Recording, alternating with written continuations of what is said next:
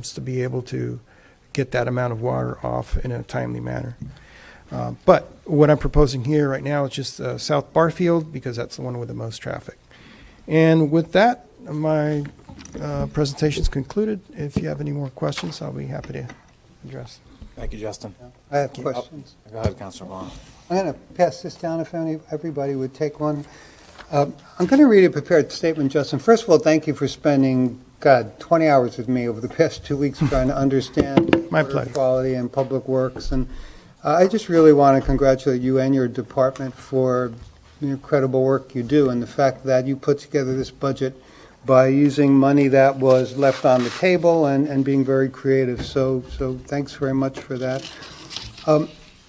I want the residents to understand, I'm doing this mostly for the purpose of the residents to understand that there is a relationship between the work that Justin's department does and the current water quality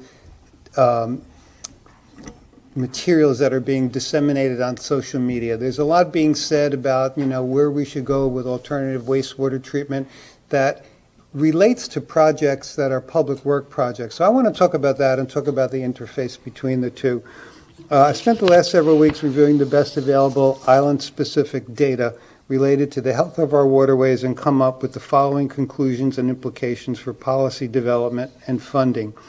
Number one, evidence presented by the advocates for the Collier County Pollution Control Department's recommendation 7.6 to consider converting existing wastewater plants to advanced wastewater plant technologies, in my view, is insufficient to warrant spending millions of Marco Island taxpayer dollars in fiscal year 2025 to convert our Marco Island facility. Number two, as you've just seen in Justin's presentation, the City of Marco Island must honor its commitments to the Florida Department of Environmental Protection that are associated with our MS4 Stormwater Management Program and our 4E Remediation Plan.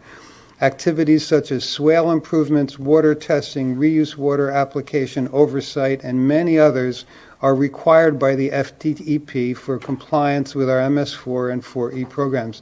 These simply can't be discarded based on the recommendations of individuals and organizations who now judge them to no longer be necessary.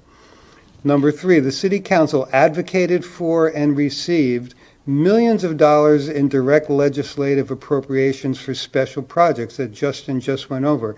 The exfiltration swale construction, the median modifications, the canal interconnects, and the aeration pilot study are all related to improving water quality, and they have commitments to provide matching funds that the City of Marco Island must honor.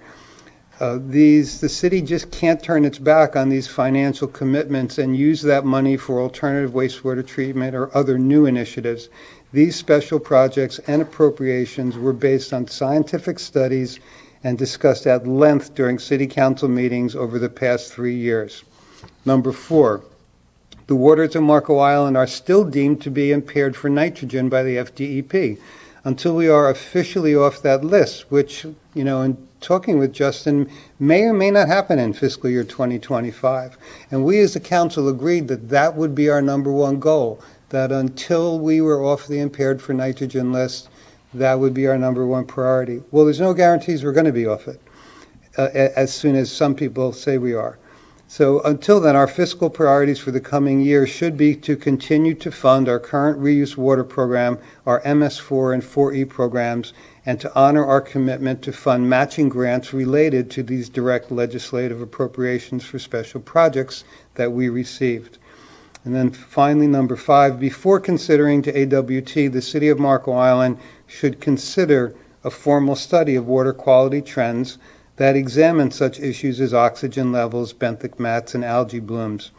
Now, I know this represents a change of direction for me related to my prior statements of support to converting to AWT, but after carefully reviewing all of the data, I can no longer in good faith support this for fiscal year 2025.